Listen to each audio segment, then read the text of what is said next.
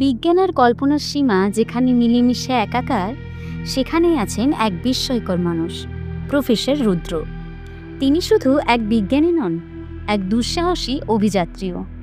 নিজের গবেষণাগারে বসে অসম্ভবকে সম্ভব করে তোলেন, আবার দুনিয়ার অজানা কোণায় ছুটে যান নতুন আবিষ্কারের সন্ধানে। তার সঙ্গে আছে তার প্রিয় হ্যামস্টার মিকা, বিশ্বস্ত ভৃত্য দিনু এবং হাতে রহস্যে ভরা এক ডায়েরি।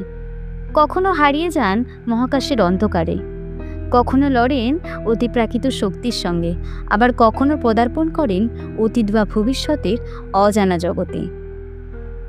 আজ আমরা শুনতে চলেছি তার এক অবিশ্বাস্য সমুদ্র অভিযান, যেখানে বিজ্ঞান আর অ্যাডভেঞ্চারের এক অনন্য সংমিশ্রণ আমাদের নিয়ে যাবে এক নতুন জগতে। এর আগে আপনারা শুনেছেন প্রফেসর রুদ্রর দুটি গল্প, প্রফেসর রুদ্র ও ইলেকট্রোশেল এবং দ্য ফলেন প্রফেট অ্যান্ড কলিকিওর।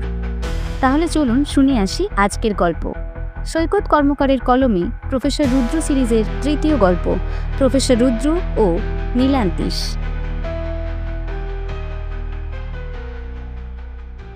ধূমপান, মদ্যপান ও মাদক সেবন স্বাস্থ্যের পক্ষে ক্ষতিকর। Any digital copy of this content is leading to piracy and it's a crime. গল্পমেট্রিক চ্যানেলের যে কোনো রকম গল্পের যে কোনো রকম পাইরেসির বিরুদ্ধে উপযুক্ত আইনি ব্যবস্থা নেওয়া হবে। পাইরেসি দণ্ডনীয় অপরাধ। অনুগ্রহ করে পাইরেসি করবেন না, পাইরেসি সাপোর্ট করবেন না। ধন্যবাদ।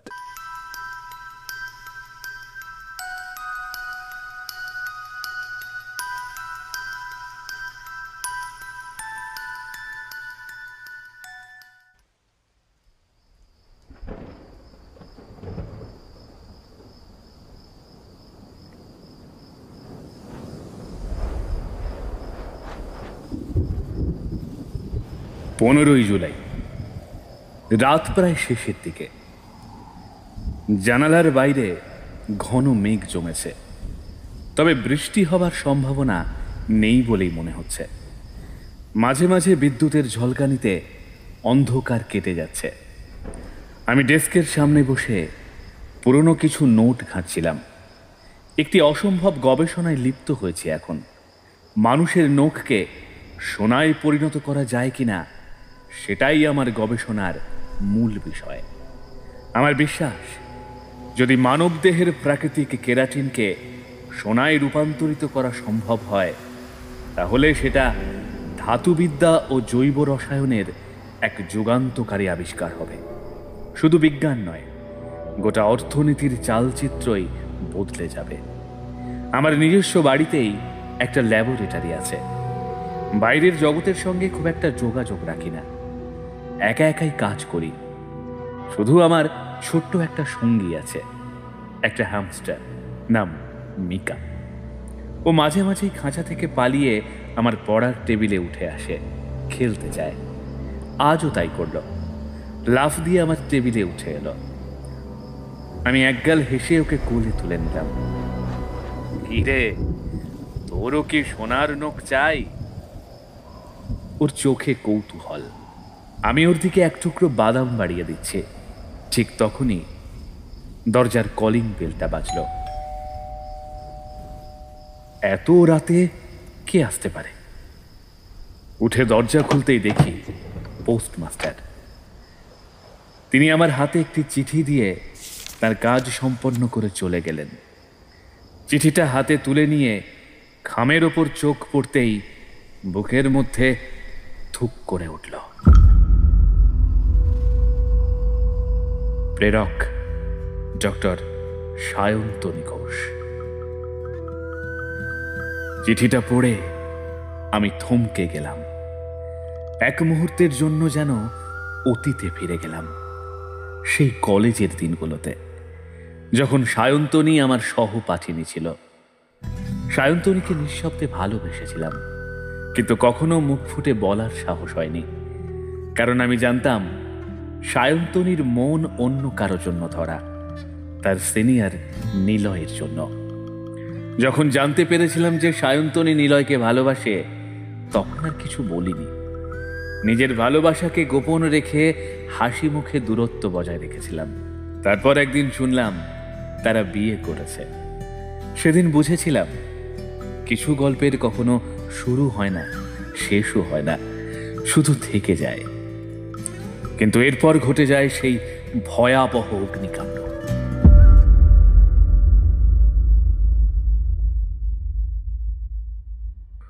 সেই আগুনে পুড়ে গিয়েছিল শুধু একটা বিজ্ঞান ভবন নয়, আমার জীবনও। সবাই ভেবেছিল আমি হয়তো মারা গেছি, কিন্তু না, সেদিন ভাগ্যক্রমে বেঁচে গিয়েছিলাম। তবে পুরনো নাম, পরিচয়, অতীত সবকিছু ধ্বংস হয়ে গিয়েছিল আগুনের সেই লেলিহান শিখায়। বুঝতে পেরেছিলাম কেউ বা কারা আমাকে মারতে চায়, তবে সেটা কে জানতে পারিনি। তাই আত্মগোপন করা শ্রেয় এই ভেবে আমি আত্মগোপন করেছিলাম। সেই সময় সায়ন্তনী আমাকে খুঁজে বের করেছিল। একমাত্র সায়ন্তনী জানতো আমার আগের নাম। আমার নাম যে সন্তু সেটা একমাত্র সে জানত। কিন্তু প্রফেসর সন্তু এখন মৃত। এখন আমি শুধু রুদ্র, এক অচেনা নাম। সায়ন্তনী আমাকে সাহায্য করেছিল। সেই এই রুদ্র নামের নকল পরিচয়পত্র দেখিয়ে আমাকে আবার বিজ্ঞান জগতের মাঝে নিয়ে এসেছিল। আমাকে বাঁচতে শিখিয়েছিল। নতুন পরিচয়ে রুদ্র হয়ে ওঠার পথ দেখিয়েছিল। একজন বন্ধু হিসাবে তার কাজ সে করেছে। এত বছর পর সেই সায়ন্তনীর চিঠি আবার আমার কাছে এসেছে। একসময় একসঙ্গে কত অভিযান করেছি আমরা। পুরনো দিনের কথা সব আস্তে আস্তে মনে পড়ে গেল। কিন্তু এই চিঠিটা ছিল একটু অন্য রকম। সেখানে লেখা, প্রিয় রুদ্র, তোমার সঙ্গে এটা শেয়ার না করে পারছি না। আমরা ভারত মহাসাগরের গভীরে এক অভূতপূর্ব কিছু একটা আছে সেটা আশা করছি। আমি 1 মাস হলো সোমালিয়ার উপকূলে এসেছি। এখানে একটা অদ্ভুত ঘটনা ঘটছে। একদম লাল কচ্ছপ প্রতিদিন সকাল 6টায় ও বিকাল 4টায় সমুদ্রের উপকূলের দিকে আসে এবং 40 মিনিট থেকে আবার সমুদ্রে ফিরে যায়। আমার মনে হয় তারা সাহায্য চায় পৃথিবীর সব থেকে বুদ্ধিমান ও চতুর প্রজাতির থেকে। আমরা তাদের ফলো করে আরও কাছ থেকে পর্যবেক্ষণ করতে গিয়ে উপকূল থেকে প্রায় 200 কিলোমিটার দূরে 5000 মিটার নিচে একটি বিশাল গম্বুজ আকৃতির কাঠামো পেয়েছি।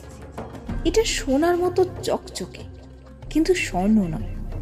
প্রথমে মনে হয়েছিল হয়তো এটি প্রাকৃতিক গঠন, কিন্তু কাছ থেকে পরীক্ষা করে দেখি এটি নিখুঁতভাবে তৈরি, যা দেখতে এখনকার ওয়াটার হুইলের মতো।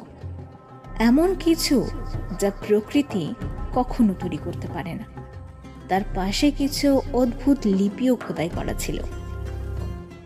আমরা সেটা ছবি তুলে বিশ্লেষণ করলাম। ভাষাবিদদের সাহায্যে যখন লিপির অর্থ উদ্ধার হলো, তখন আমরা হতবাক। সেখানে লেখা ছিল নীলান্তিস, লাল কচ্ছপ। এত গভীর থেকে এরা আসে কেন, আবার নির্দিষ্ট সময়ে চলে যায় কেন? এসবের উত্তর খুঁজে পাচ্ছি না। যেন এরা কোনো অদৃশ্য নিয়ম মেনে চলছে। আমরা ওদের পিছু নিয়েছি, যত দূর পারা যায় তত গভীরেও গিয়েছি, কিন্তু মনে হচ্ছে ওরা যেন আমাদের আরও নিচে রাখছে।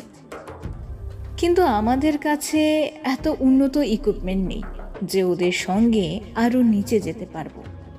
তাই তোমার সাহায্য লাগবে। টিকিট পাঠালাম, যত তাড়াতাড়ি সম্ভব চলে এসো। তবে চিঠির একদম শেষের লাইনটা পড়ে গায়ে কাঁটা দিয়ে উঠল। চিঠির সেই লাইনটা আবার একবার পড়লাম। আরও একটা কথা রুদ্র, এখানে সকাল, দুপুর আর রাত তিনটা যেন 3 জগতের মতো।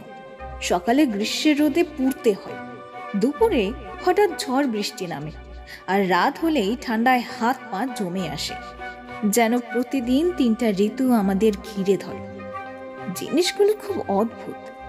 তোমার সাহায্য লাগবে। ইতি সায়ন্তনী। আমি এক মুহূর্ত চুপ করে কিছুক্ষণ চিন্তা করলাম। সমুদ্রে আবহাওয়ার পরিবর্তন স্বাভাবিক, কিন্তু এতটা? প্রতিদিন একটা নির্দিষ্ট ছন্দে গরম, বৃষ্টি আর ঠান্ডা লেগেই থাকছে। ব্যাপারটা অস্বাভাবিক লাগলো আমার কাছে। লাল কচ্ছপগুলোর গতিবিধির সঙ্গে এই আবহাওয়ার কোনো সম্পর্ক আছে কি, নাকি এটা পুরোপুরি আলাদা কোনো রহস্য? আমি জানি সমুদ্র সবসময় তার গল্প লুকিয়ে রাখে। কিছু গল্প মানুষ বুঝতে পারে, আর কিছু গল্প থেকে যায় সমুদ্রের অতল গভীরে। কিন্তু সায়ন্তনী ওরকম কিছু না দেখলে কখনোই লিখবে না। তার মানে ঘটনাটি সত্যিই গুরুত্বপূর্ণ। আমিও আর এক মুহূর্ত অপেক্ষা না করে সিদ্ধান্ত নিয়ে ফেললাম, আমাকে যেতে হবে।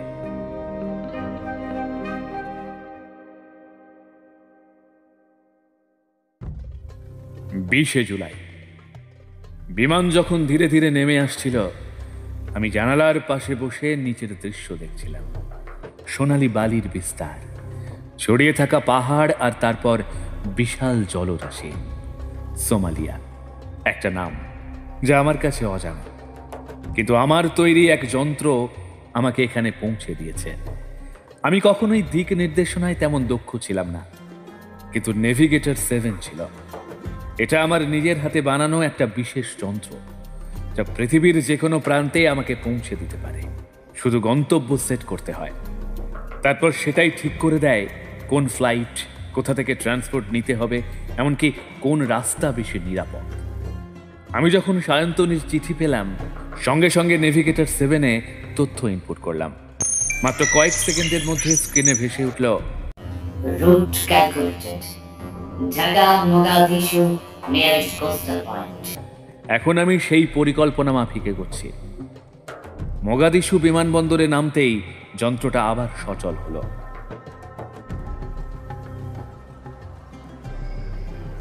এক মুহূর্তের মধ্যেই নোটিফিকেশন এলো, ট্যাক্সি পাওয়া যাবে মূল প্রবেশদ্বার থেকে, সম্ভাব্য ভাড়া $20 থেকে $25। নিরাপদ রুট অনুসরণ করুন। আমি ব্যাগ ঠিক করে বেরিয়ে এলাম। গরম হাওয়ার ঝাপটা লাগলো মুখে। ধুলো, অচেনা ভাষার কোলাহল, সৈন্যদের অস্ত্রধারী পাহারা, সবকিছুই একেবারে অন্যরকম লাগছিল। একটা ট্যাক্সি দেখে নেভিগেটর 7 চালু করলাম। স্ক্রিনে নির্দেশনা এলো, এই ড্রাইভার নির্ভরযোগ্য। এই বলে একটা ড্রাইভারের দিকে তীর চিহ্ন ভেসে উঠল স্ক্রিনে। আমি ড্রাইভারকে বললাম, সমুদ্রের ধারে যেতে চাই। সে হ্যাঁ সূচক মাথা নাড়ল, কোনো প্রশ্ন করল না। গাড়ি চলতে শুরু করলো ধুলো মাখা রাস্তায়। আমি জানালা দিয়ে দেখতে লাগলাম পুরনো ভাঙাচোরা বাড়িগুলো, রাস্তার ধারে বসে থাকা বিক্রেতারা, আর দূরে নীলচে আভা ছড়িয়ে থাকা সমুদ্র। গাড়ি থামতেই আমি দেখলাম সামনে বিশাল নীল জলরাশি, আর ঢেউয়ের শব্দ যেন এক অদ্ভুত সঙ্গীত বাজিয়ে চলেছে। হালকা কুয়াশার মতো কিছু একটা বাতাসে ভাসছে। সূর্য ধীরে ধীরে পশ্চিমে ঝুঁকেছে। সায়ন্তনী ওখানেই দাঁড়িয়েছিল। আমি এক মুহূর্ত থমকে গেলাম। অনেকদিন পর ওকে দেখছি। চুলগুলো হাওয়ায় উড়ছে, চোখে সেই একই চঞ্চলতা, যেন সবকিছু খুঁজে দেখার তীব্র কৌতূহল। গায়ে হালকা একটা স্কার্ফ জড়ানো, হয়তো দুপুরের ঝড় বৃষ্টি থেকে নিজেকে রক্ষা করার জন্য। সায়ন্তনী আমায় দেখে মৃদু হেসে বলল, অবশেষে এলে। আমি তো ভেবেছিলাম তুমি হয়তো আসবে না, হয়তো আমার কথাগুলোকে অহেতুক গাঁজাখড়ি গপ্প বলে উড়িয়ে দেবে। ওর গলার স্বরেও সেই পুরনো চেনা উষ্ণতা। আমি ব্যাগ নামিয়ে রেখে এগিয়ে গেলাম। তোমার চিঠিটা না পেলে হয়তো আসতাম না। এবার আসল ব্যাপারটা বলো। সায়ন্তনী একটু হেসে বলল, এসেছো যখন নিজের চোখে দেখলেই বুঝবে। ওর দিকে তাকিয়ে থাকলাম কিছুক্ষণ। অনেক বছর পরও সায়ন্তনী একটুও বদলায়নি, বা হয়তো বদলেছে, কিন্তু সেই পরিবর্তনও বেশ সুন্দর। রোদে পোড়া গায়ের রং, চোখে একটা আলাদা দীপ্তি, যেন এই রহস্যময় প্রকৃতির অংশ হয়ে গেছে ও। সামনে ঢেউ আছড়ে পড়ছে, কোনো একঝাঁক পাখি উড়ে যাচ্ছে সাগরের দিকে। আমি সেদিনের মতো বিশ্রাম নিলাম। সারাদিনে খুব ধকল গেছে।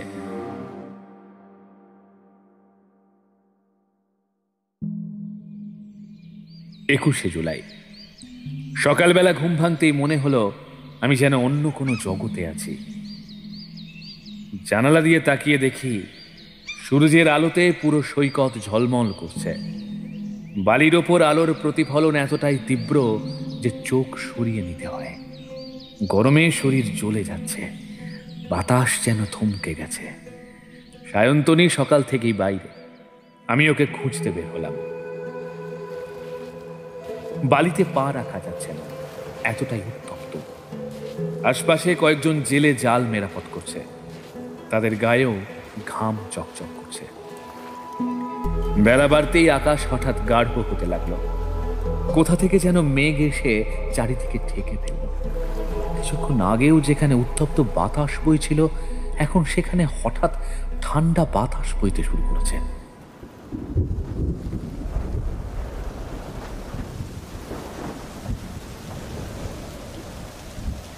তারপর শুরু হলো বৃষ্টি। না, সাধারণ বৃষ্টি নয়। প্রথমে কয়েকটা বড় ফোঁটা পড়ল, তারপর যেন আকাশ ফেটে জল নামতে লাগলো, এতটাই প্রবল যে সামনে কিচ্ছু দেখা যায় না। সৈকতের বালি ধুয়ে সাদা হয়ে গেল, জেলেরা দৌড়ে পালালো। সায়ন্তনী আমার পাশে এসে দাঁড়ালো, চুল থেকে জল টপ টপ করে পড়ছে। আমি অবাক হয়ে জিজ্ঞেস করলাম, এভাবে একদম হুট করে বৃষ্টি নামে?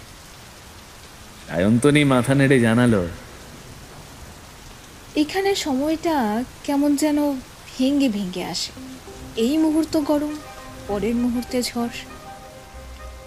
আমি খেয়াল করলাম সমুদ্রও যেন বদলে গেছে।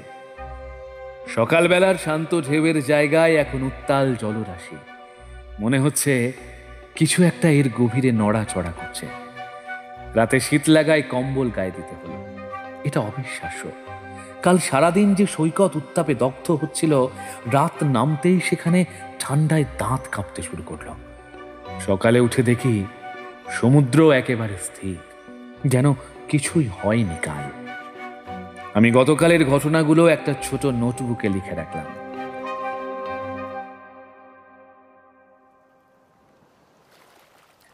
22শে জুলাই।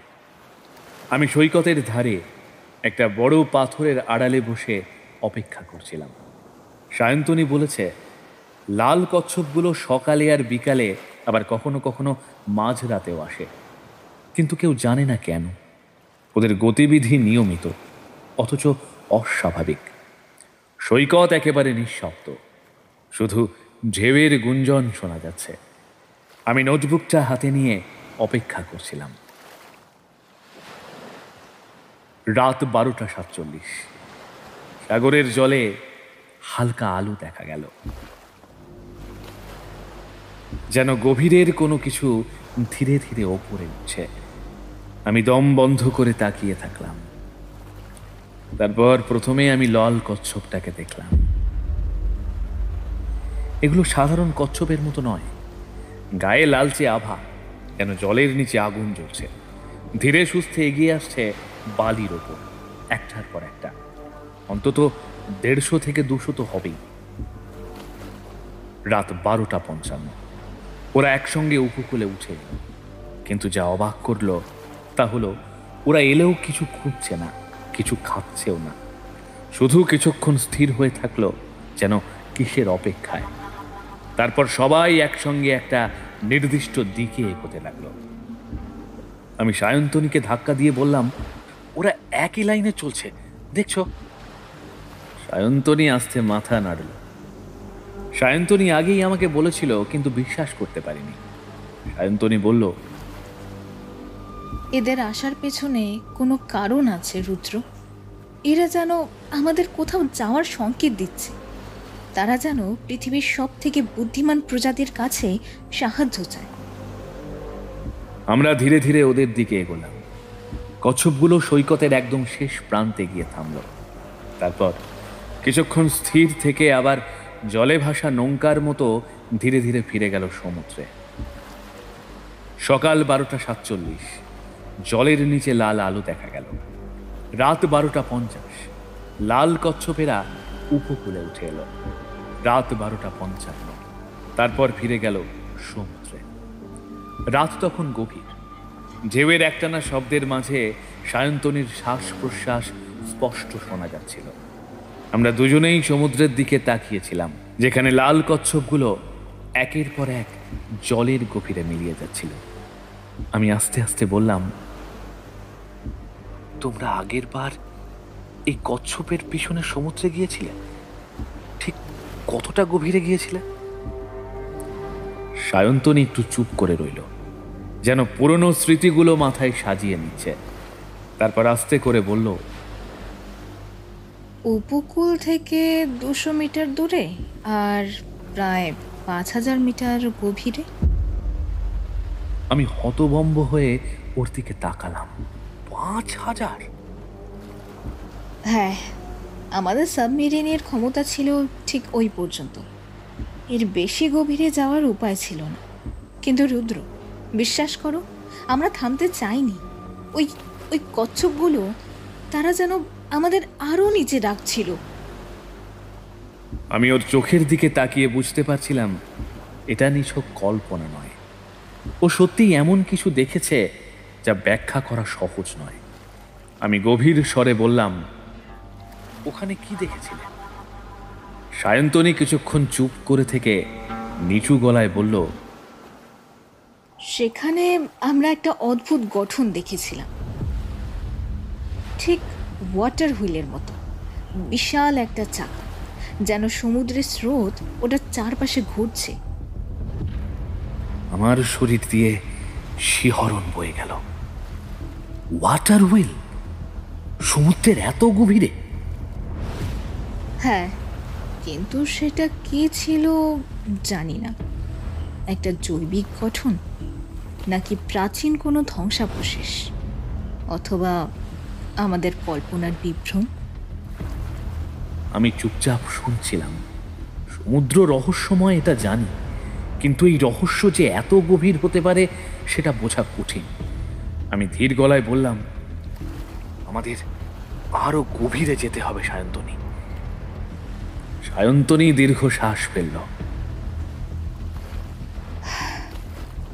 আমাদের কাছে ওরকম উন্নত সাবমেরিন নেই রুদ্র। আমি এক মুহূর্ত চুপ করে থাকলাম, তারপর হাসলাম। এবার আমরা নতুন কিছু তৈরি করব। রাত গভীর হলেও আমি ঘুমোতে পারছিলাম না। নোটবুকটা খুলে টেবিলের উপর রেখে লিখছিলাম নতুন পরিকল্পনার খসড়া। আমাদের সাবমেরিন আগেরবার 5000 মিটারের বেশি গভীরে যেতে পারে, কিন্তু এবার সেটা বদলাতে হবে। আমি এমন একটা সিস্টেম বানাবো যাতে আমরা অন্তত 10,000 মিটার নিচে যেতে পারি, যেখানে লাল কচ্ছপগুলো আমাদের নিয়ে যেতে চেয়েছিল। সায়ন্তনী দরজার পাশে দাঁড়িয়েছিল, ওর চোখে উত্তেজনার ছাপ। তুমি কি এটা সম্ভব করতে পারবে রুদ্র? আমি হেসে বললাম, আমি কি কখনো অসম্ভব বলে কিছু মানি সায়ন্তনী? সায়ন্তনী মাথা নাড়ল না, শুধু হাসল। জানতাম ও বুঝতে পারছে যখন আমি কিছু ঠিক করে ফেলি সেটা করেই ছাড়ি।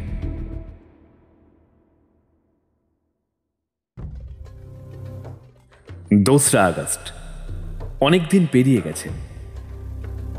এতদিন ডায়েরি লেখার সময় পাইনি, তবে আজ নিশ্চিন্ত। আমাদের সাবমেরিন তৈরি। আমাদের সাবমেরিনটার নাম দিলাম ডিপ সি এক্স, একটা শক্তিশালী যন্ত্র। কিন্তু আগের মেশিনের সীমাবদ্ধতা ছিল অনেক। এবার ওর মূল কাঠামোয় পরিবর্তন আনলাম। ন্যানো প্রেসার সিল্ড বসিয়ে দিলাম, যা গভীর জলের প্রচণ্ড চাপে সাবমেরিনকে রক্ষা করবে। এরপর বসালাম নতুন অক্সিজেন রিজার্ভার, যা কম জায়গা নেবে কিন্তু বেশি সময় অক্সিজেন সরবরাহ করবে। আর সবচেয়ে গুরুত্বপূর্ণ সংযোজন, একটা বিশেষ ধরনের সোনার ট্র্যাকার, যা লাল কচ্ছপদের চলাচল ট্র্যাক করতে পারবে। সায়ন্তনী এই এক্সপেরিমেন্টের পুরো সময় আমার সাথেই ছিল, তবুও সে অবাক হয়ে বলল, এটা তো দারুণ। আগে হলে ওদের চোখে চোখে রাখতে হতো, এবার সাবমেরিন নিজেই ওদের খুঁজে বের করতে পারবে। আমি শুধু মুচকি হেসে বললাম, এখনো সেরা অংশটা বলিনি, সমুদ্রের নিচে শ্বাস নেওয়ার প্রযুক্তি। আমি রাতের বেলা একেবারে গোপনে একটা নতুন আবিষ্কার করলাম, ডিপ সি রেসপাইরেশন পিল। এটা খেলে মানুষের শরীর সাময়িকভাবে সামুদ্রিক প্রাণীদের মতো কাজ করবে, অর্থাৎ ফুসফুসের পরিবর্তে শরীর সরাসরি জলের অক্সিজেন গ্রহণ করতে পারবে। এতে কোনো মাস্ক লাগবে না, কোনো অক্সিজেন ট্যাঙ্কও লাগবে না। সায়ন্তনী অবাক হয়ে বলল,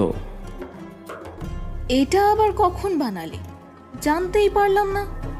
এটা কি সত্যি কাজ করবে? আমি এক গ্লাস জল নিলাম, ট্যাবলেটটা মুখে ফেলে জল পান করলাম, তারপর এক গামলায় মুখ ডুবিয়ে রাখলাম প্রায় 10 মিনিট। আমি উঠে এসে বললাম, এটা পুরোপুরি কার্যকর। সায়ন্তনী হতভম্ব হয়ে তাকিয়ে রইল, তারপর বলল, রুদ্র, তুমি সত্যিই পাগল। আমি মুচকি এসে বললাম, এখনো বাকি আছে জলের চাপ রক্ষা করার স্যুট। 10,000 মিটার গভীরে নামার সময় শরীরের ওপর যে চাপ পড়বে সেটা সাধারণ মানুষের সহ্য করার কথা নয়। তাই আমি বানালাম ডিপ সি অ্যাডাপটিভ স্যুট। এটা এমনভাবে ডিজাইন করা যাতে শরীরের ভেতরের রক্তচাপ আর বাইরের জলের চাপ একসঙ্গে ব্যালেন্স করতে পারে। এর ফলে আমরা সমুদ্রের গভীরে কোনো সমস্যা ছাড়াই চলাফেরা করতে পারবো। সায়ন্তনী পরীক্ষার জন্য স্যুটটা পরে দেখল, ও বিস্মিত হয়ে বলল, এটা একেবারেই ভারী না, অথচ পুরো শরীর ঢাকা। আমি গর্বের হাসি দিয়ে বললাম, এবার আমরা সত্যিই নিচে নামতে পারবো।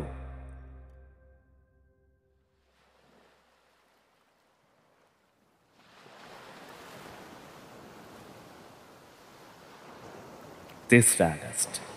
রাত বাড়ার সঙ্গে সঙ্গে উত্তেজনাও বাড়ছিল। আমরা সৈকতে অপেক্ষা করছিলাম, সাগরের গভীর থেকে কখন লাল কচ্ছপেরা ফিরে আসবে। আকাশে চাঁদ ঝলমল করছিল, সমুদ্রের ঢেউ যেন একটু বেশি ধীর। সায়ন্তনী আস্তে আস্তে বলল, ওরা আসবে তো? ঠিক তখনই দূরে জলের নিচে লালচে আলো দেখা গেল।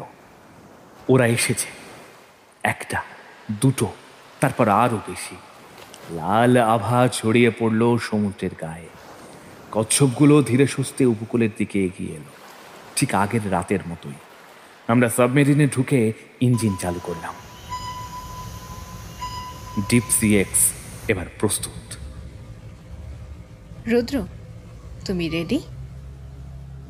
আমি সায়ন্তনীর দিকে তাকিয়ে বললাম, চলো, এবার আমরা সত্যিই জানবো ওরা কোথায় যেতে চায়। সাবমেরিন ধীরে ধীরে গভীর জলের দিকে নামতে লাগলো। বাইরে ঘন নীল জলরাশি। একটু নিচে নামতেই সূর্যের আলো আর পৌঁছাচ্ছে না, কেবলমাত্র সাবমেরিনের আলো আর লাল কচ্ছপদের শরীর থেকে ছড়ানো মৃদু আভা আমাদের চারপাশটাকে অন্ধকারের মাঝে ঝাপসা করে রেখেছে। আমি পাইলটিং কনসোলে বসে সাবধানে গভীরতা মাপছি। সায়ন্তনী আমার পাশে দাঁড়িয়ে সাবমেরিনের জানলা দিয়ে বাইরে দেখছে। আমাদের সঙ্গী ডক্টর কার, একদম ছোটখাটো চেহারার এক তরুণ বিজ্ঞানী, উত্তেজনায় প্রায় লাফিয়ে উঠছে। সে তার ছোট্ট নোটবুকে তাড়াতাড়ি কিছু একটা লিখতে লিখতে বলল, বাহ, এটা তো অবিশ্বাস্য। এখনো পর্যন্ত মাত্র 2000 মিটার গভীরে এসেছি, আমাদের গন্তব্য আরো অনেক নিচে। সায়ন্তনী নিচু গলায় বলল, আগের বার তো আমরা 5000 মিটার পর্যন্ত গিয়েছিলাম, কিন্তু ওরা যেন আমাদের আরও ডাকছিল। এবার ওদের শেষ গন্তব্য পর্যন্ত যেতেই হবে। 3000 মিটার গভীরে পৌঁছানোর পরই পরিবেশ একেবারে বদলে গেল। চারপাশে বিশাল বিশাল পাহাড়ের মতো প্রবাল প্রাচীর, অন্ধকারের মাঝে অদ্ভুত সব জ্যোতির্ময় প্রাণী জ্বলছে আর নিচ্ছে। এমন সব মাছ দেখা যাচ্ছে যেগুলোর শরীরে নিজস্ব আলো আছে, কেউ লাল, কেউ নীল, কেউ বা একেবারে সবুজ। ডক্টর কার্ল জানালা দিয়ে তাকিয়ে উত্তেজিত গলায় বলল, বুঝতেই পারছো, এরা বায়োলুমিনেসেন্ট প্রাণী। সমুদ্রের গভীরে আলো নেই, তাই এরা নিজেদের আলো নিজেরাই তৈরি করে। হঠাৎ করেই সামনের দিকের অন্ধকার থেকে এক অতিকায় ছায়া বেরিয়ে এলো। আমার বুক ধক করে উঠল। সাবমেরিনের আলোয় আমরা দেখতে পেলাম এক বিশাল আকার স্কুইড আমাদের পাশ দিয়ে সাঁতরে যাচ্ছে। তার চোখগুলো যেন ফুটবলের সমান বড়, লম্বা লম্বা সুঁড়গুলো মৃদু আলো ছড়াচ্ছে। সায়ন্তনী দীর্ঘ নিঃশ্বাস ফেলে বলল, এটা জায়ান্ট স্কুইড। এত কাছ থেকে কেউ এদের দেখে না সাধারণত। আমি সাবধানে সাবমেরিন চালিয়ে আরো গভীরে নামতে লাগলাম। 5000 মিটারের কাছাকাছি পৌঁছাতেই আমরা কিছু একটা অনুভব করলাম। সমুদ্রের এই গভীরে সাধারণত কোনো ঢেউ বা স্রোত থাকে না, কিন্তু আমাদের সাবমেরিন যেন আচমকা কোনো শক্তিশালী প্রবাহের মধ্যে পড়ল, যেন কোনো অদৃশ্য শক্তি আমাদের টেনে নিয়ে যাচ্ছে। সায়ন্তনী উদ্বিগ্ন গলায় বলল, এটা কি হচ্ছে রুদ্র? আমি দ্রুত কনসোল স্ক্যান করলাম, কিন্তু কোনো স্বাভাবিক কারণ পেলাম না। এটা কোনো সাধারণ স্রোত না, কিছু একটা আমাদের দিকে আসছে, অথবা আমরাই কিছু একটা আবিষ্কার করতে যাচ্ছি। ডক্টর কার্ল জানালার কাছে গিয়ে উত্তেজিতভাবে দেখছিল, তারপর হঠাৎ চেঁচিয়ে উঠল, ও ও ওই দেখো দেখো, ওটা তো একটা বিশাল গঠন। সবাই জানালার দিকে ঝুঁকে পড়লাম, আর তখনই আমি সেটা দেখলাম। সামনে এক বিশাল চাকার মতো গঠন। এটা কোনো প্রাকৃতিক গঠন নয়, বরং মানুষের তৈরি কিছু একটা বলেই মনে হচ্ছে। সায়ন্তনী ফিসফিস করে বলল, আমরা ফিরে আসার সময় আগেরবার এটাকেই দেখেছিলাম। আমি ধীর কণ্ঠে বললাম, এবার আমরা এটা ভালো করে দেখব আর আরো নিচে যাব। লাল কচ্ছপগুলো ধীরে ধীরে সেই রহস্যময় স্থাপনার চারপাশে ঘুরতে শুরু করল, যেন আমাদের ইঙ্গিত দিচ্ছে। ডক্টর কার্ল হতবাক হয়ে বলল, রুদ্র, আমরা আরো নিচে যাব? আমি সাবমেরিনের কন্ট্রোল শক্ত করে ধরে বললাম, অবশ্যই, আমরা আরো নিচে যাব। সাবমেরিন 8000 মিটার গভীরে পৌঁছে গেছে। এখানে আসার পরই টের পেলাম সমুদ্রের পরিবেশ আগের চেয়েও বেশি অদ্ভুত আর রহস্যময়। চারপাশের জল এতটা গাঢ় নীল, যেন মনে হচ্ছে রাতের আকাশের ভেতর ডুবে আছি। আলো নেই, শব্দ নেই, শুধু আমাদের সাবমেরিনের হালকা আলো আর আশেপাশে ঘুরে বেড়ানো কিছু বিচিত্র সামুদ্রিক প্রাণী। হঠাৎ করে জানালার পাশে এক বিশাল মাছ দেখা দিল। সায়ন্তনী ফিসফিস করে বলল, ওটা কি? ডক্টর কার্ল উত্তেজিতভাবে জানালার কাছে গিয়ে বলল, ওটা একটা ফ্যান গঠুত মাছ। দেখো দেখো দেখো, কেমন দাঁতগুলো বড় বড় দেখো। আমি সাবধানে সাবমেরিন চালিয়ে আরো সামনে এগোলাম। সামনের পরিবেশ আরো অদ্ভুত লাগছে। চারপাশে মাটির স্তরগুলোর গঠন বেশ অস্বাভাবিক, এমনটা সাধারণত দেখা যায় না। মনে হচ্ছে আমরা এমন একটা অঞ্চলে এসে পড়েছি যেখানে গভীর সমুদ্রের কোনো প্রাকৃতিক পরিবর্তন ঘটছে। হোল্ড অন, সামনের দিকে তাকাও। সায়ন্তনীর কথায় আমি সামনে তাকালাম এবং এক মুহূর্তের জন্য শ্বাস নিতে ভুলে গেলাম। সামনে ঠিক আগের দেখা ওয়াটার হুইলের মতোই আরো 3টি বিশাল চাকার মতো গঠন দাঁড়িয়ে আছে। প্রতিটা যেন প্রকৃতির সমস্ত নিয়ম ভেঙে সমুদ্রের তলদেশে দাঁড়িয়ে আছে। সেগুলো ঘুরছে না, স্থির হয়ে দাঁড়িয়ে আছে, যেন এক প্রাচীন সভ্যতার অবশিষ্টাংশ। ডক্টর কার্ল ফিসফিস করে বলল, এগুলো এগুলো সত্যি কি মানুষের তৈরি? সায়ন্তনী উত্তেজিতভাবে বলল, আমি জানি না, কিন্তু এটা নিশ্চিত যে এসব কিছু একটা উদ্দেশ্য নিয়ে এখানে দাঁড়িয়ে আছে। আমি সাবমেরিন সামনে এগিয়ে নিলাম। লাল কচ্ছপের দল আমাদের সামনে এগিয়ে নিয়ে চলেছে, আর তখনই আমরা সেটা দেখতে পেলাম। একটা আড়াআড়ি দাঁড়িয়ে থাকা ওয়াটার হুইল, অন্য তিনটে ওয়াটার হুইল যেখানে সোজাসুজি দাঁড়িয়েছিল, সেখানে এটা যেন সমুদ্রের নিচে দুটো বিশাল পাথরের মাঝে আটকে গেছে। সায়ন্তনী কৌতূহলী গলায় বলল, এটা কেন এমনভাবে আটকে আছে? আমি সাবধানে সাবমেরিন চালিয়ে আরো কাছে গেলাম। চারপাশের জলের চাপ এখন অনেক বেড়ে গেছে, তাই সাবধানে চালাতে হচ্ছে। ডক্টর কার্ল দ্রুত বিশ্লেষণ করে বলল, রুদ্র, এই ওয়াটার হুইলগুলো একসময় সক্রিয় ছিল, বুঝলে? কোনো কারণে এটা তার জায়গা থেকে সরে গেছে এবং এবং দুই পাথরের মাঝখানে আটকে পড়েছে, বুঝলে? আমি তাকিয়ে দেখলাম ওর কথাই হয়তো ঠিক, কারণ এই একটি উল্টো হয়ে আছে। তাহলে কি এই ওয়াটার হুইলগুলো মানুষের তৈরি? এখনো সারা পৃথিবীতে এরকম স্ট্রাকচার আছে বলে তো মনে হয় না। এক মুহূর্তের জন্য আমরা তিনজনই চুপ হয়ে গেলাম। কিন্তু এটা কি সত্যিই কেবল একটা যান্ত্রিক কাঠামো, নাকি এর ভেতরে লুকিয়ে আছে আরো বড় কোনো রহস্য? লাল কচ্ছপের দল আমাদের সামনে ঘুরছিল, যেন আমাদের ইঙ্গিত দিচ্ছিল।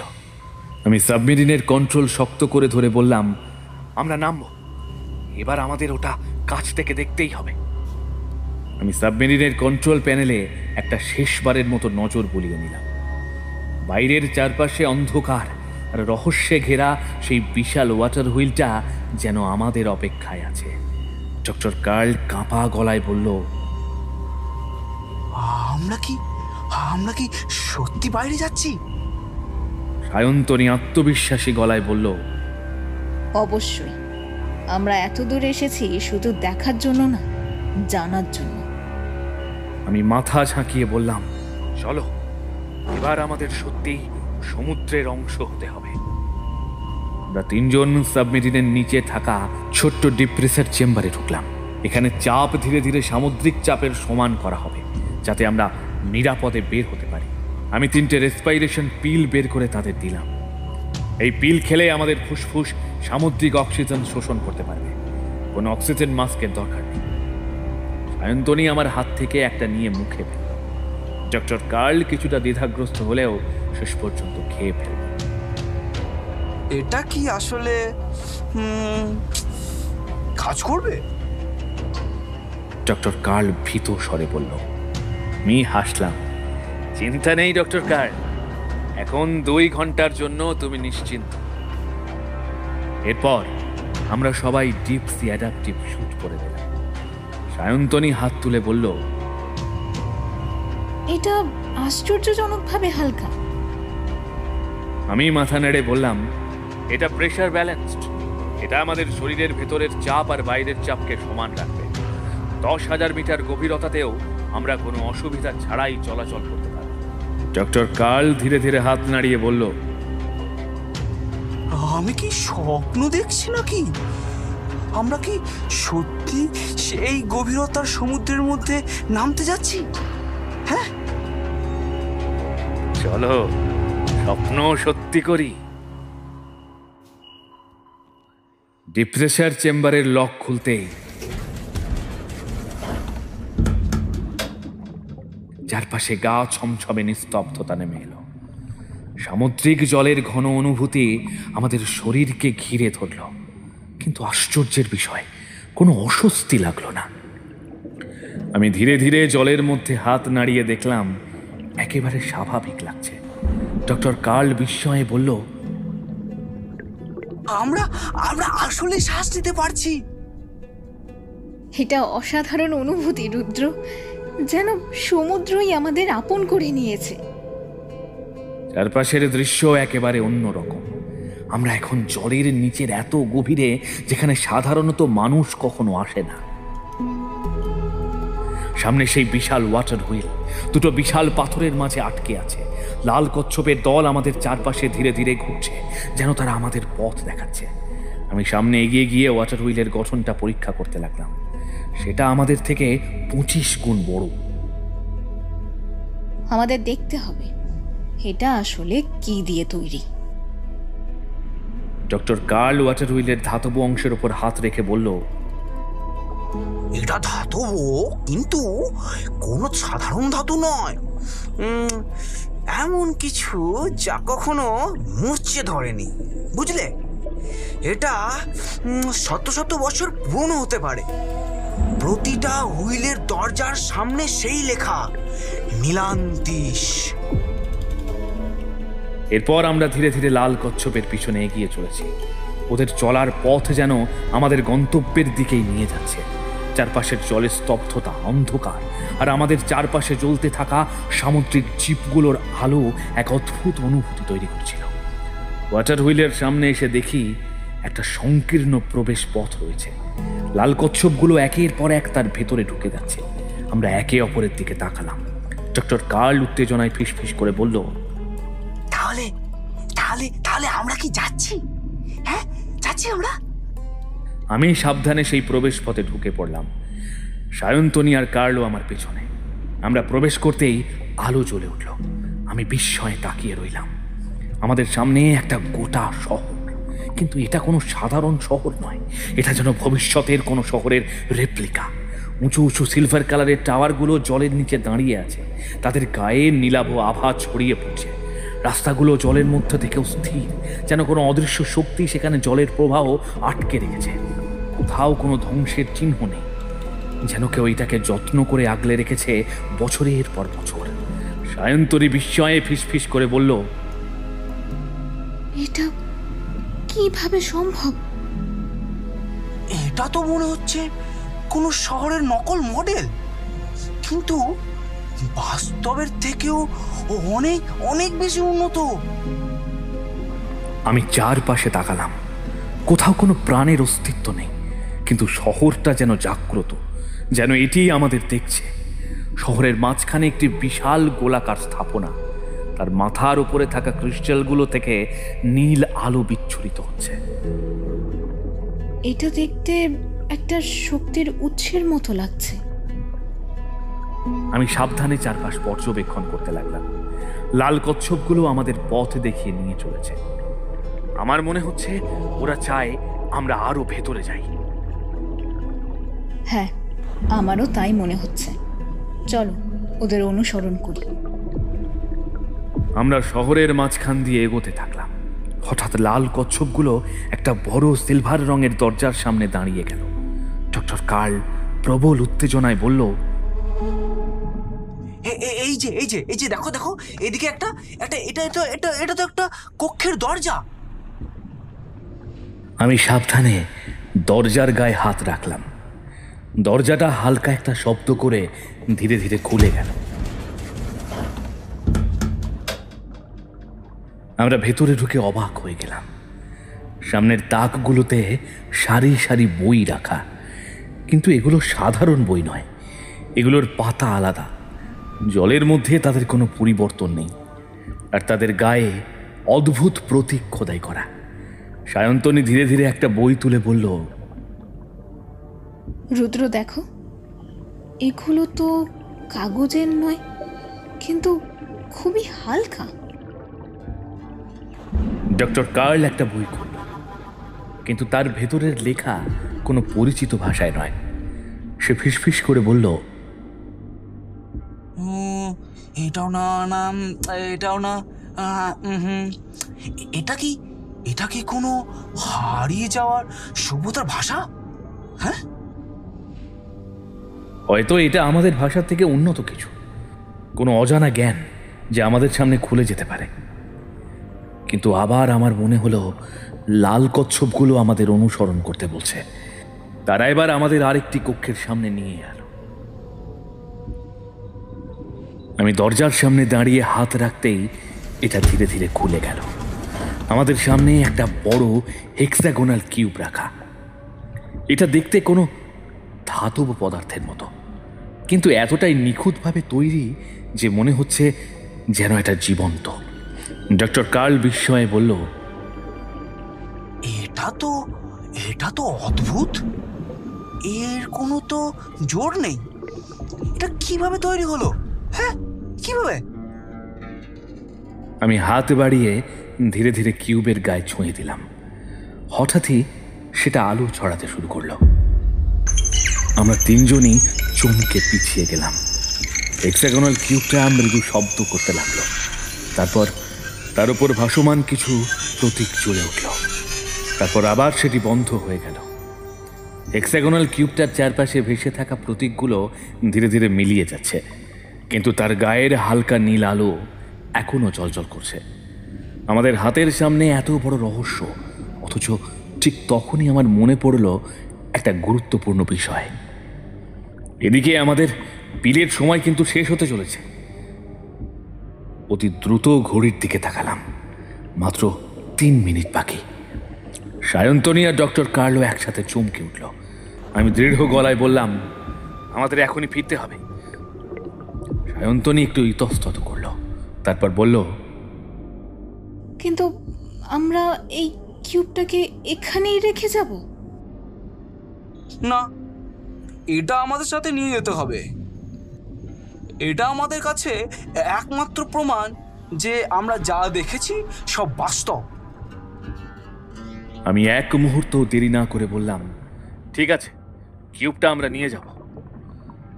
যাবার আগে আমি দ্রুত চোখ বুলিয়ে নিলাম সেই তাকের দিকে, যেখানে অদ্ভুত বইগুলো রাখা ছিল। আমি জানি না কেন, কিন্তু আমার মনে হচ্ছিল এর ভেতরে এমন কিছু তথ্য আছে যা আমাদের কাজে লাগবে। আমি সাবধানে 2টি বই তুলে নিলাম, একটা পাতলা আর একটা একটু মোটা। বই দুটো হাতের তালুর মতো স্বচ্ছ, আর ভেতরের লেখাগুলো ছোট ছোট প্রতীকের মতো। রুদ্র, আমাদের এখনই বেরোতে হবে। আমি বইগুলো স্যুটের ভেতরের শেপ লকারে রাখলাম। ডক্টর কার্ল কিউবটাকে হাতে নিল, কিন্তু ওটা কোনোভাবেই ভারী মনে হলো না।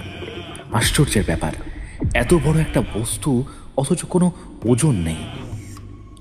লাল কচ্ছপগুলো তখনও দরজার সামনে অপেক্ষা করছিল, যেন তারা আমাদের ফেরার পথ দেখিয়ে দিচ্ছিল। আমরাও আর এক মুহূর্ত দেরি না করে বেরিয়ে পড়লাম। শহরের বাইরের আলো ধীরে ধীরে ম্লান হয়ে আসছিল। পেছনে তাকিয়ে দেখলাম শহরটা যেন আবার ঘুমিয়ে পড়ছে। সেই বিশাল ভবনগুলো স্থির, সেই অদ্ভুত শক্তির বলয়গুলো নিস্তব্ধ। কিন্তু আমার মনে হলো আমাদের কিউবটাকে ওখান থেকে আনা উচিত হয়নি। আমরা দ্রুত সাঁতরে সাবমেরিনের দিকে এগোলাম। আমাদের শরীরের শক্তি কমে আসছে, কারণ পিলের সময় ফুরিয়ে যাচ্ছে। আর মাত্র 1 মিনিট, আমি চেঁচিয়ে বললাম।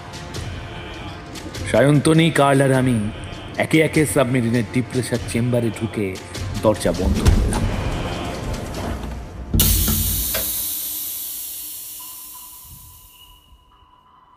অক্সিজেন ভরতে শুরু করলো। জলের চাপ আবারও স্বাভাবিক হতে লাগলো। আমরা সবাই একসাথে হাঁপাতে হাঁপাতে বসে পড়লাম। সায়ন্তনী জোরে জোরে নিঃশ্বাস ফেলতে ফেলতে বলল, আমরা আমরা আসলেই এটা করলাম। ডক্টর কার্ল তার হাতের কিউবটার দিকে তাকিয়ে বলল, হয়তো আমরা ইতিহাসের সবচেয়ে বড় রহস্যের সামনে দাঁড়িয়ে আছি। আমি পকেট থেকে সেই 2টি বই বের করে তাকিয়ে রইলাম। আমরা অনেক কিছু পেয়েছি, কিন্তু এগুলো কি সেটা আমরা জানি না।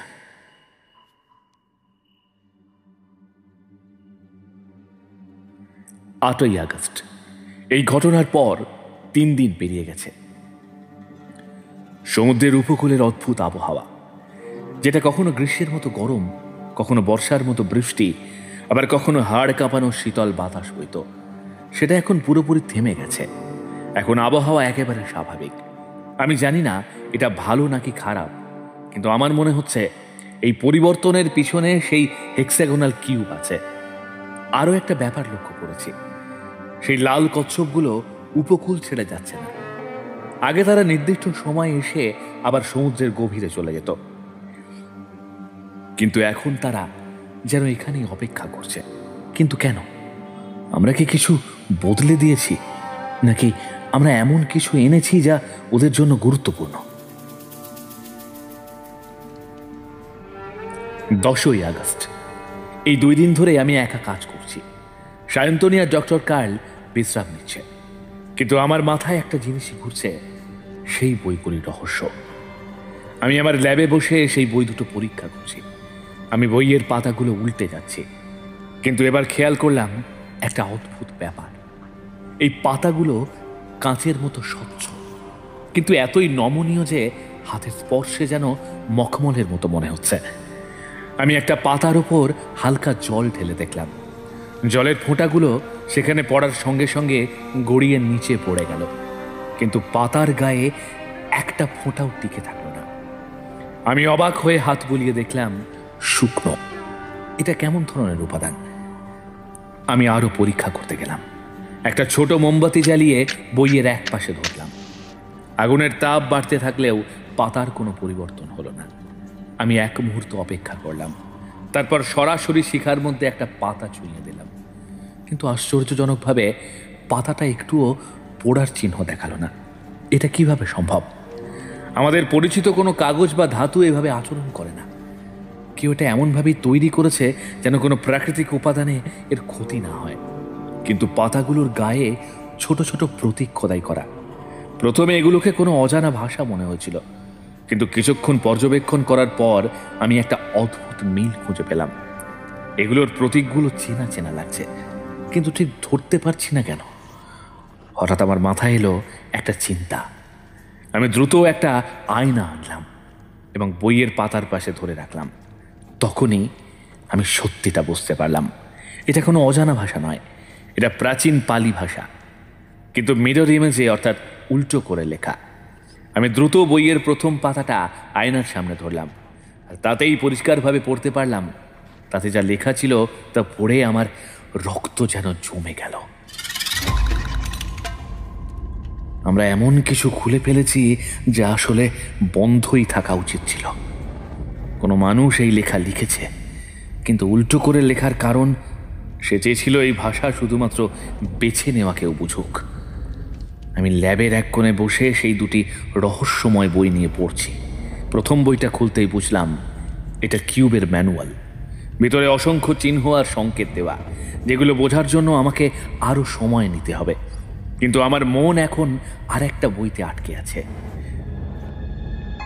দ্বিতীয় বইটা দেখতে ঠিক একটা ব্যক্তিগত ডায়েরির মতো। ভেতরের প্রথম পাতায় একটা নাম লেখা, এডওয়ার্ড স্পেন্সার। সেখানে লেখা, আমি এডওয়ার্ড স্পেন্সার এই ডায়েরিতে সেই দিনের কথা লিখছি যেদিন আমাদের পৃথিবীর সমুদ্রের গভীরে ইতিহাসের সবচেয়ে বড় ঘটনা ঘটেছিল। সেই দিনটা ছিল এক অদ্ভুত রাত। আমাদের সামুদ্রিক গবেষণাগার থেকে আমরা স্পষ্টই শুনতে পেলাম একটা বিশাল শব্দ, যেন কিছু একটা বিশাল জিনিস সমুদ্রের গভীরে আছড়ে পড়ল। আমরা দ্রুত সাবমেরিন করে সেখানে পৌঁছালাম। জলের নিচে তখনও ছোট ছোট তরঙ্গ ছড়িয়ে পড়ছে। প্রথমে ভেবেছিলাম এটা কোনো উল্কাপিণ্ড হবে, কিন্তু সেখানে পৌঁছেই আমরা এমন কিছু দেখলাম যা আমাদের বিশ্বাসের সব সীমা ছাড়িয়ে যায়। আমরা দেখলাম তিনটি বিশাল চক্রাকৃতির বস্তু সমুদ্রের তলদেশে স্থির হয়ে আছে। এগুলো উজ্জ্বল ধাতব রঙের, কেমন যেন চারপাশে হালকা আলো জ্বলছে।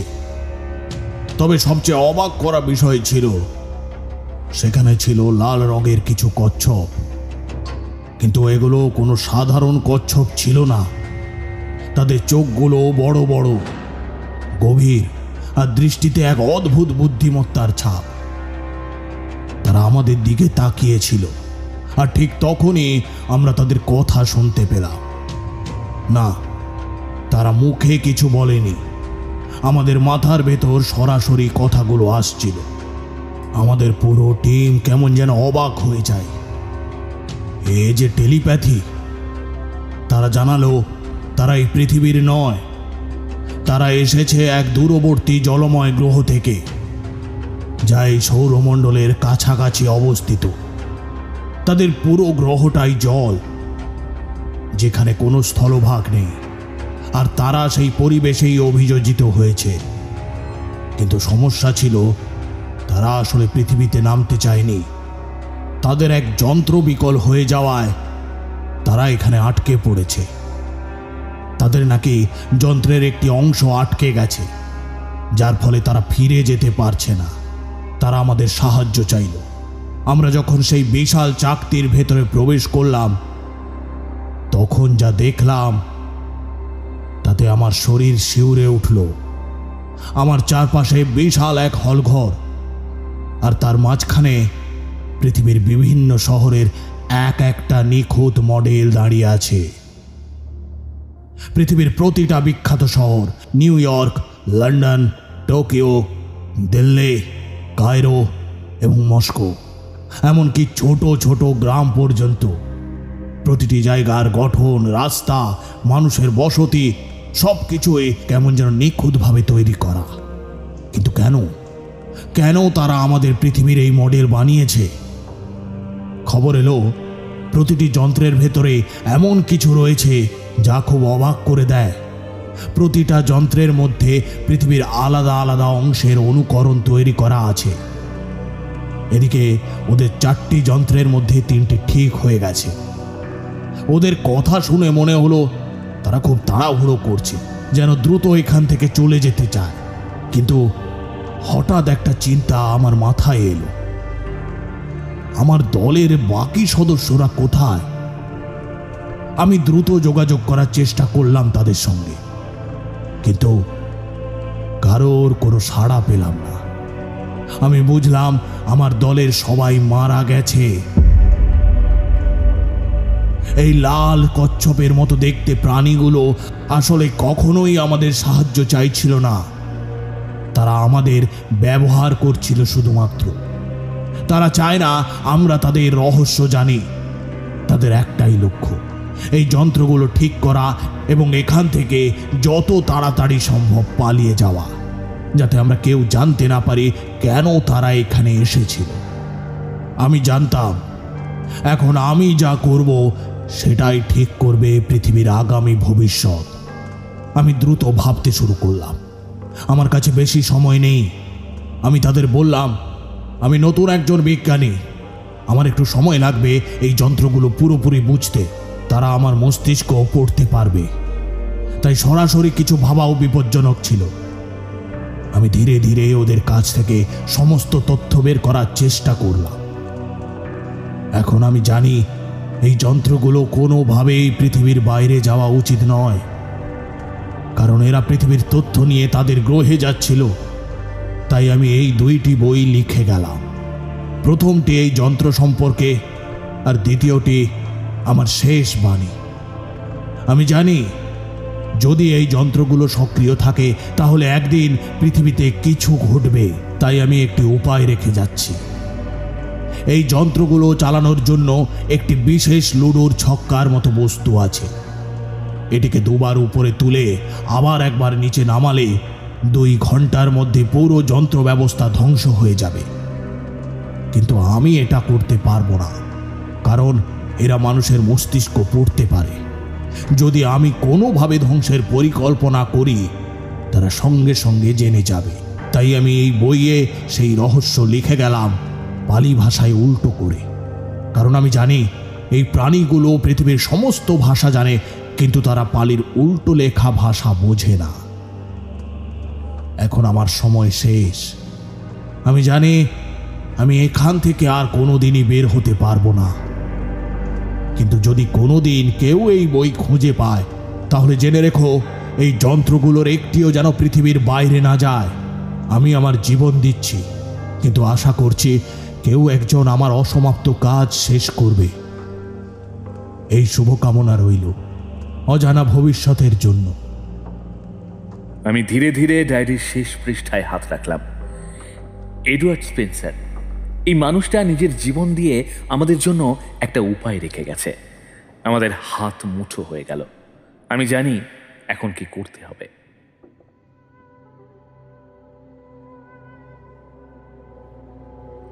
11ই আগস্ট। আজ আমি, সায়ন্তনী আর কার্ল আবার বেরিয়ে পড়েছি হাতে সেই রহস্যময় হেক্সাগোনাল কিউব নিয়ে। আমাদের গন্তব্য সেই জায়গা যেখানে আমরা কিউবটা পেয়েছিলাম। কার্ল একবার কিউবের দিকে তাকিয়ে বলল, আমাদের এটা ফেরত দেওয়া উচিত নয়। এটা তো একরকম প্রমাণ যে তারা পৃথিবীতে এসেছে। আমি একটু থেমে বললাম, এই কিউব আসলে প্রমাণ নয়, এটা তাদের পাওয়ার হাউস। আমরা যদি এটা নিজেদের কাছে রাখি তাহলে তারা হয়তো আরো বেশি বিপজ্জনক হয়ে উঠবে। আর সবচেয়ে বড় কথা, এই প্রাণীগুলো আমাদের মতো নয়। মানে? কারণ এরা এই গ্রহের প্রাণী নয়। সায়ন্তনী ও কার্ল দুজনেই হতভম্ব হয়ে আমার দিকে তাকালো। আমি ডায়েরির পৃষ্ঠা উল্টে তাদের এডওয়ার্ড স্পেন্সারের লেখা সবকিছু জানিয়ে দিলাম। আমি বললাম, তারা আসলে অন্য এক গ্রহ থেকে এসেছে, যেটা পুরোপুরি জলময়। আমরা ভেবেছিলাম তারা আমাদের সাহায্য চাইছে, কিন্তু সত্যি হলো তারা আমাদের ধোঁকা দিয়েছে। তাদের জন্য আমাদের মতো কত বিজ্ঞানী প্রাণ হারিয়েছে আমরা জানি না। কার্ল সব শুনে মুখ শক্ত করে বলল, সর্বনাশ! এই যন্ত্র পৃথিবীর বাইরে যাওয়া যাবে না, কিন্তু তারা তো আমাদের মনের ভেতরের চিন্তাও পড়তে পারে। আমরা তাহলে কিভাবে তাদের চোখে ধুলো দেব?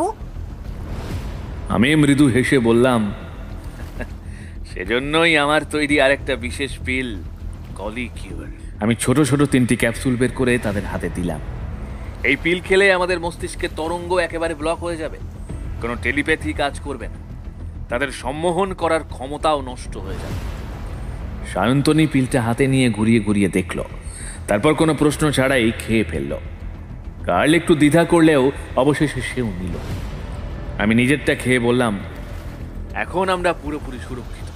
চলো কিউবটা ওদের ফেরত দিয়ে আসি, যাতে এডওয়ার্ডের শেষ ইচ্ছা পূরণ করতে পারি। আমরা সাবমেরিনে উঠে গভীর সমুদ্রের দিকে রওনা দিলাম। জল ক্রমশ আরো ঘন নীল হয়ে উঠছে। আমরা সেই জায়গার কাছাকাছি পৌঁছে গেছি যেখানে সেই ওয়াটার হুইল আটকে আছে। ঠিক তখনই হঠাৎ সাবমেরিনের মনিটরে একটা সংকেত ফুটে উঠল।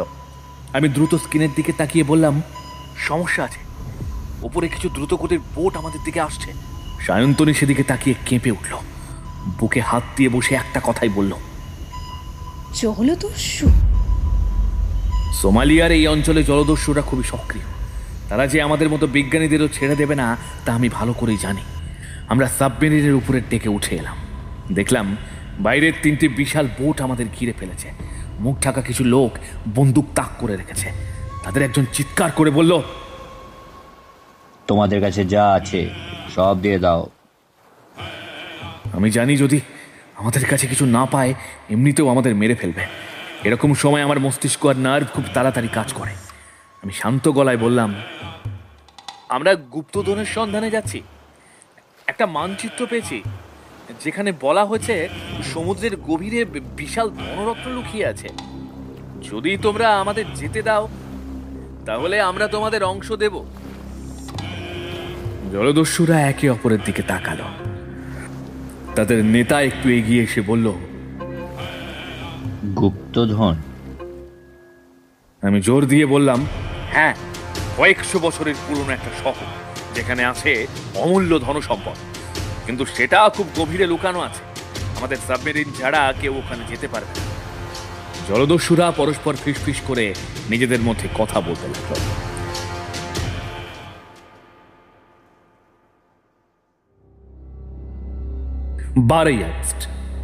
আমরা এখন জলদস্যুদের জাহাজে বন্দী, কিন্তু ব্যাপারটা যতই সরল মনে হচ্ছিল ততটা নয়। এই জলদস্যুরা আসলে স্রেফ ডাকাত নয়, ওদের কাছেও আধুনিক গবেষণার সরঞ্জাম রয়েছে। জাহাজের নিচে একটা সম্পূর্ণ রিসার্চ হল আছে, যেখানে অত্যাধুনিক যন্ত্রপাতি, বিশাল কম্পিউটার স্ক্রিন, সাবমেরিন মেরামতের সরঞ্জাম আর বিভিন্ন ধরনের হাতিয়ার সাজানো।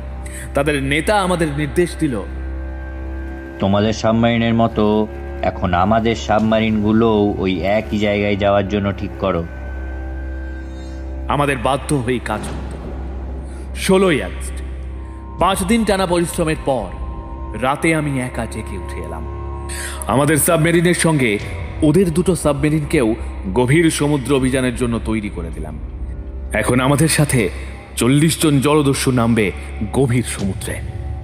তাই আমি রাত দিন খেটে ওদের জন্য সেই বিশেষ স্যুট, ডিপসি অ্যাডাপটিভ স্যুট আর ডিপসি রেসপাইরেশন পিল তৈরি করলাম। এদিকে সমুদ্রের কালো জলে পূর্ণিমার চাঁদের আলো পড়ে টলমল করছে। একটা নিঃশব্দ আতঙ্ক যেন ভেসে আসছে বাতাসে। আমাদের সাবমেরিন মাঝে আর চারপাশে জলদস্যুদের বিশাল 3টি জাহাজ। কিন্তু সবচেয়ে ভয়ঙ্কর ব্যাপার হলো সেই জলদস্যুদের জাহাজের চারপাশে অসংখ্য লাল কচ্ছপ ঘুরছে। এরা আসলে সেই ভিন গ্রহের প্রাণী যারা আমাদের প্রতিটি পদক্ষেপ দেখছে। সেগুলো নিঃশব্দে আমাদের ঘিরে রেখেছে। আমি ধীরে ধীরে সায়ন্তনী আর কার্লকে খুঁজে বের করলাম। তোমরা দেখেছো এটা? আমি নিচু স্বরে জিজ্ঞেস করলাম। সায়ন্তনী গম্ভীর মুখে মাথা নাড়ল। তারা আমাদেরকে যেতে দেবে না, তাই তো? আমরা এখনো জানি না তারা কি চায়, কিন্তু আমাদের সাবধান থাকতে হবে। আমাদের দেরি করা যাবে না। কাল সকালে আমরা গভীরে নামব।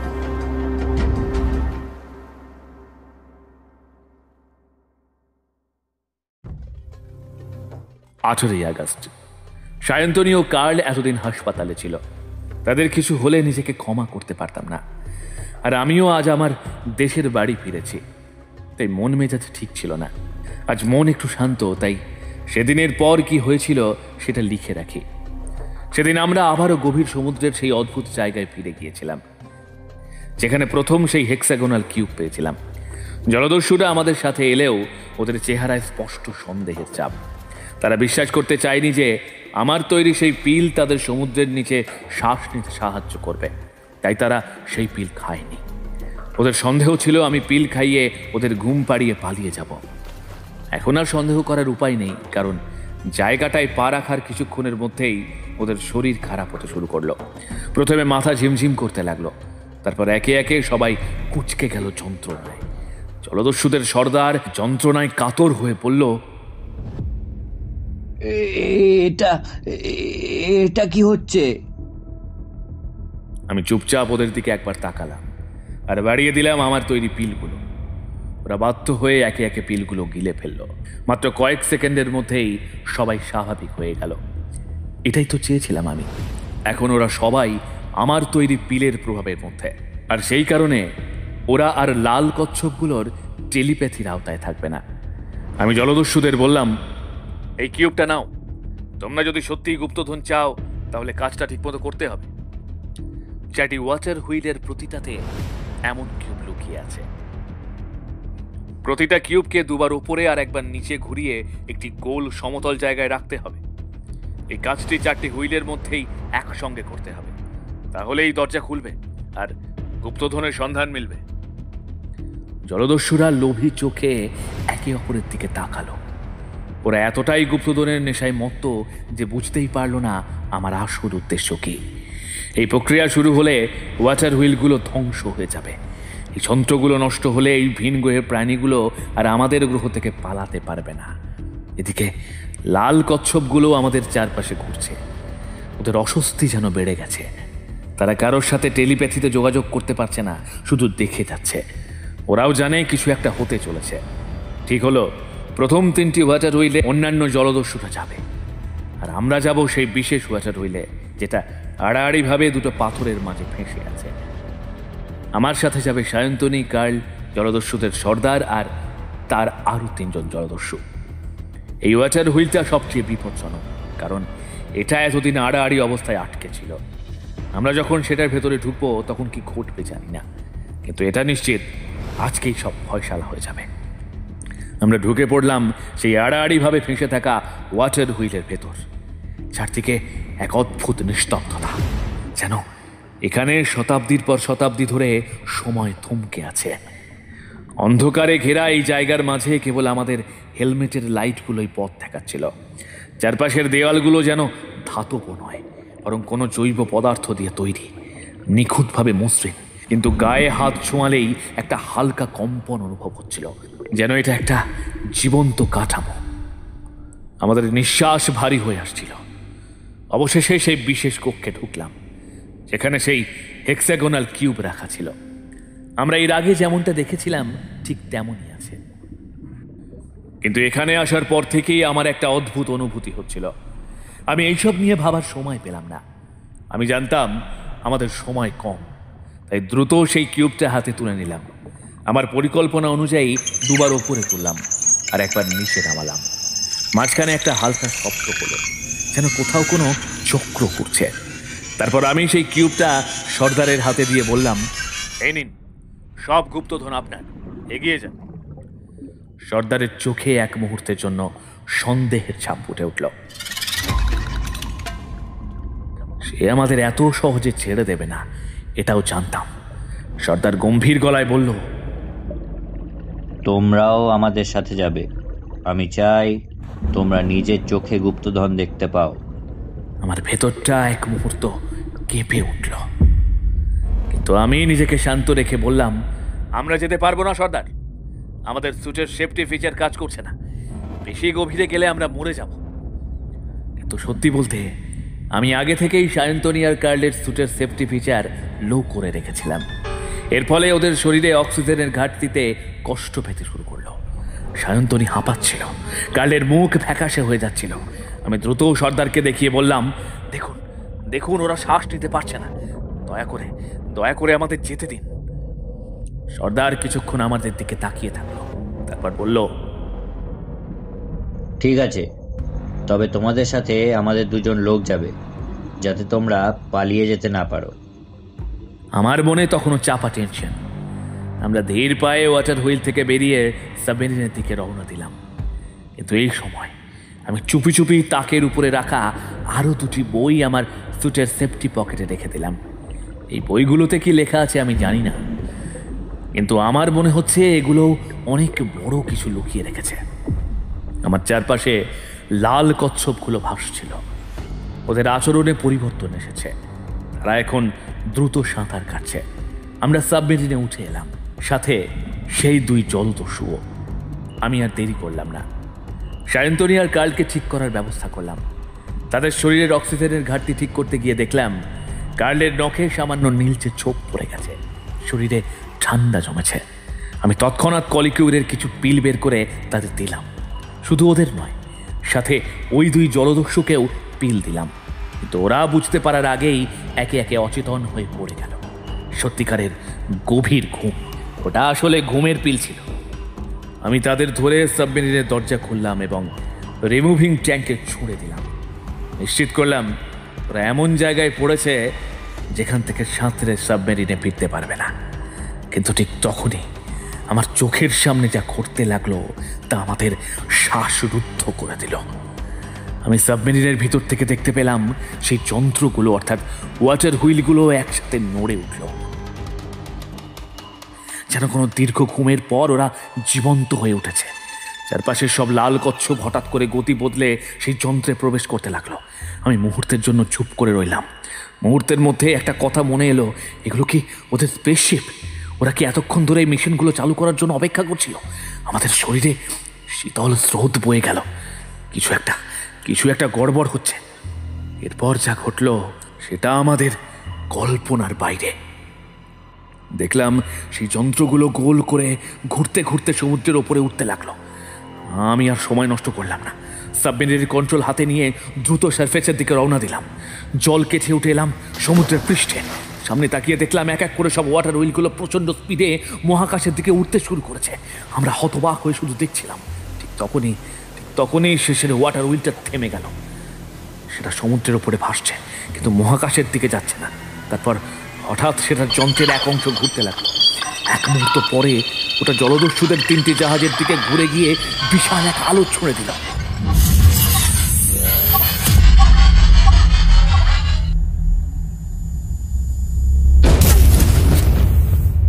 এক নিমেষে 3টি জাহাজ উধাও, নিশ্চিহ্ন। আমি বিস্ময়ে স্থির হয়ে গেলাম। জাহাজগুলো গেল কোথায় গেল জাহাজগুলো? ওরা কি ধ্বংস হয়ে গেল, নাকি কোনো ভিন্ন যাত্রায় পাঠিয়ে দেওয়া হলো? আমাদের মনে অজস্র প্রশ্ন ভিড় করছিল। আমরা কি তাহলে ব্যর্থ হলাম? এডওয়ার্ড স্পেন্সার তো লিখেছিল কিউবগুলো ওভাবে রাখলে এই যন্ত্রগুলো পৃথিবীর বাইরে যেতে পারবে না, নষ্ট হয়ে যাবে। কিন্তু ওগুলো তো এখন মহাকাশের দিকে রওনা দিল। আমরা কি তাহলে সেই অপরিচিত গ্রহের প্রাণীদের হাতে পৃথিবীর সমস্ত তথ্য তুলে দিলাম? আমি একটু গভীরভাবে ভাবতে শুরু করলাম।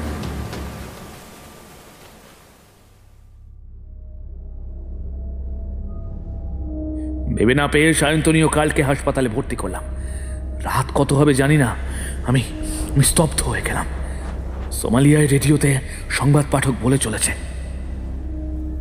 সোমালিয়ার অক্ষাংশ ও দ্রাঘিমাংশের ঠিক বাইরে পৃথিবীর বায়ুমণ্ডলে 4টি উল্কাপিণ্ড একে অপরের সাথে ধাক্কা লেগে বিস্ফোরিত হয়েছে।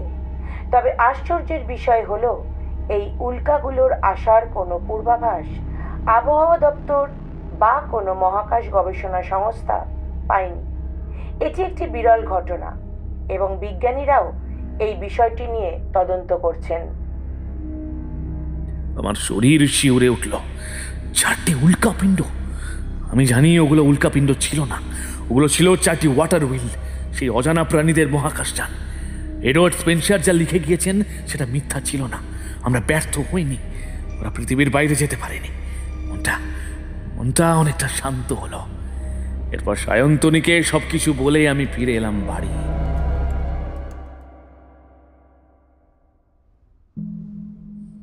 21শে আগস্ট। সাদা তুলোর মতো হালকা বরফের কণাগুলো নরম বাতাসে ভেসে ভেসে চারপাশে নামছে। গাছের ডাল, জানালার কাঁচ, এমনকি আমার হাতের গরম চায়ের কাপেও জমে উঠছে সেই শুভ স্নোফ্লেকগুলো। চারপাশ এক নিস্তব্ধ সৌন্দর্যে মোড়া। আমি চায়ের কাপে ধীরে ধীরে চুমুক দিচ্ছিলাম আর ভাবতে লাগলাম, আজ সায়ন্তনী যখন ফোন করেছিল তখনও সে জানতো না আমি কোথায় আছি, কি করছি। সে জিজ্ঞাসা করছিল, তুমি কি করছো এখন? আমি উত্তর দিয়েছিলাম, জানালার ধারে বসে গরম কাপে আঙুল ছুঁয়ে স্নোফল দেখছি আর চা খাচ্ছি। সায়ন্তনী হেসে উঠেছিল। দারুণ মজা করছো আমার সাথে। ভারতের আবহাওয়া ব্যবস্থা নিয়ে পড়াশোনা করনি? তুমি যেখানে থাকো সেখানে আগামী 200 বছরেও তুষারপাত হওয়ার সম্ভাবনা নেই, সেটা জানো তো? আমি কিছু বলিনি, শুধু হেসে ফোনটা রেখে দিয়েছিলাম। সায়ন্তনী ভুল বলছে না, সত্যিই আমার শহরে স্নোফল হওয়ার কথা নয়। কিন্তু আপনাদের একটা গোপন কথা বলি, আমি সত্যিই বরফের মধ্যে বসে আছি, কারণ এটা আমি নিজেই তৈরি করেছি। ওই রহস্যময় ওয়াটার হুইল থেকে পাওয়া বইগুলো, বিশেষ করে সেই ম্যানুয়াল আর ডায়েরি, আমাকে এমন কিছু শিখিয়েছে যা পৃথিবীর কেউ জানে না। বইয়ের প্রতিটি পাতাই এক আশ্চর্য রহস্য, সেটা না ভেজে, না পড়ে, এমনকি না ছেড়ে যায়। এমন টেকনোলজি পৃথিবীর কোনো মানুষ বানাতে পারেনি। আমি সেই জ্ঞান দিয়ে কিছু পরীক্ষা নিরীক্ষা চালালাম। কিছুদিন পর বুঝতে পারলাম আমি 2টি নতুন যন্ত্র তৈরি করতে পারলাম যা বাস্তবতাকে বদলে দিতে সক্ষম।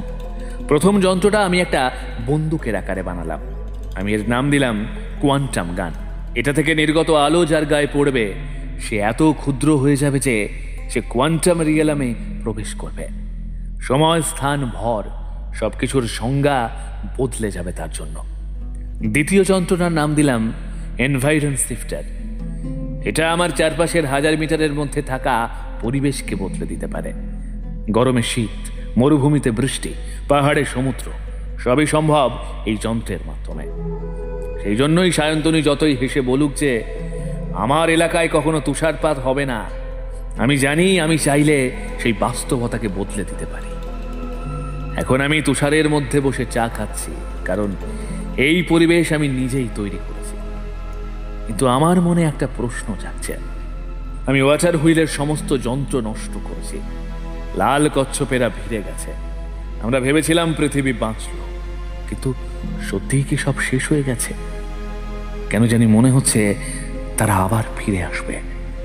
আমার খোলা জানলার বাইরে বরফের স্তর জমছে, দূরে কোথাও গভীর সমুদ্রের শব্দ শোনা যাচ্ছে।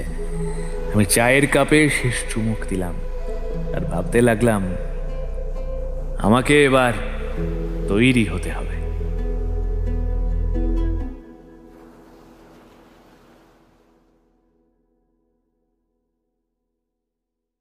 এইভাবে শেষ হলো আজকের গল্প প্রফেসর রুদ্রর 3য় সমুদ্র অভিযান। বিজ্ঞান আর রোমাঞ্চের এই যাত্রায় আমরা দেখলাম অসম্ভবকে সম্ভব করার এক অনন্য দক্ষতা, আর জানলাম কত অজানা বিষয় লুকিয়ে আছে আমাদের আশেপাশে। গল্পের নাট্যরূপ দিয়েছেন কৌস্তব সাহা, কথক ও প্রফেসর রুদ্রর ভূমিকায় অতনু ভট্টাচার্য, সায়ন্তনীর চরিত্রে পম্পা, কার্লির চরিত্রে সুরজিৎ, জলদস্যুর চরিত্রে শুভম, স্পেন্সার চরিত্রে গোরা এবং রেডিও বার্তার কণ্ঠে মৌমিতা। প্রচ্ছদ Inqilab studio, sound editing Sayak Chattopadhyay. কিন্তু এটা কি শেষ? একদমই না, কারণ প্রফেসর রুদ্রের মস্তিষ্কে সর্বদাই নতুন নতুন আবিষ্কার আর গবেষণা ঘুরপাক খাচ্ছে। কে জানে পরবর্তী যাত্রায় তিনি কোথায় যাবেন? মহাশূন্যে, মরুভূমি, সমুদ্রে, অতীতের কোনো সভ্যতায়, নাকি ভবিষ্যতের এক আশ্চর্য দুনিয়ায়? পরবর্তী অভিযানের জন্য প্রস্তুত থাকুন, কারণ প্রফেসর রুদ্রর গল্প কখনো শেষ হয় না। তাহলে কেমন লাগলো কমেন্টে জানান। আমাদের আজকের এই নিবেদন ভালো লাগলে লাইক করে চ্যানেলটি সাবস্ক্রাইব করে আমাদের পাশে থাকুন। গপ্প মেট্রিক, ভয় যেখানে অস্তিত্ব অনুসন্ধান করে।